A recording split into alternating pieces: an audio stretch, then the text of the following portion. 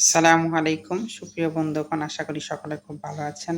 আলহামদুলিল্লাহ, আল্লাহ তাআলা আমাকে অনেক ভালো রেখেছেন, সুখে রেখেছেন, শান্তিতে রেখেছেন। আপনাদের সাথে আজকে নতুন একটি বিষয় শেয়ার করব। সেটা হচ্ছে আমার ফেসবুক পেজের মনিটাইজেশনটা বন্ধ হয়ে গিয়েছিল।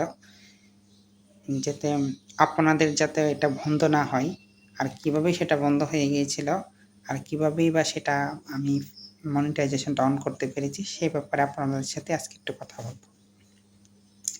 প্রথম হচ্ছে, আপনারা তো জানেন যে ফেসবুকে কিছু নতুন আপডেট নিয়ম নিয়ে আসছে। আর এই কমিউনিটি গাইডলাইনগুলো যদি ভঙ্গ করা হয়, তাহলে যে কোনো সময় সাথে সাথে আপনাকে মনিটাইজেশন যদি পানও, আপনাকে সেটা বন্ধ করে দেওয়া হবে। আর আমার ক্ষেত্রেও সেটা হয়েছে।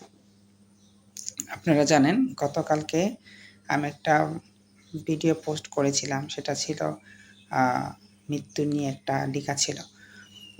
সেটা সম্পূর্ণটাই ভালো ছিল, কিন্তু পিছনে সবার ভিডিওর পিছনে আমি একটু দিয়ে রেখেছিলাম যে অন্যের ভিডিওগুলোতে যেন লাইক করা হয়। বিশেষ করে ইসলামিক ভিডিওগুলোতে যদি আপনি লাইক কমেন্ট করেন আর শেয়ার করলে তারও বেশি নাকি, কারণ আর আপনার মাধ্যমে আরও অনেকগুলো মানুষ সেটা জানতে পারলো।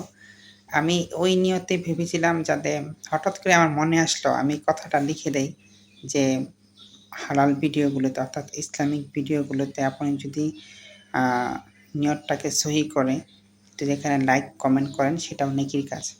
আমার কাছে এটা মনে হয়েছিল, তো ভাবলাম যে আমি এটা লিখে দেই, যাতে এটাও তো একটা কথা যে মানুষ যাতে সতর্ক হয়ে যেন সেটা করার চেষ্টা করে, যাতে ইসলামিক ভিডিওগুলোতে ভালো যে কন্টেন্টগুলো হালাল, যে কন্টেন্টগুলো ইসলামিক শরিয়া মোতাবেক হয়, সেগুলোতে যদি আমরা লাইক কমেন্ট করি, তাহলে সেটা নেকি হিসাবে গণ্য হবে।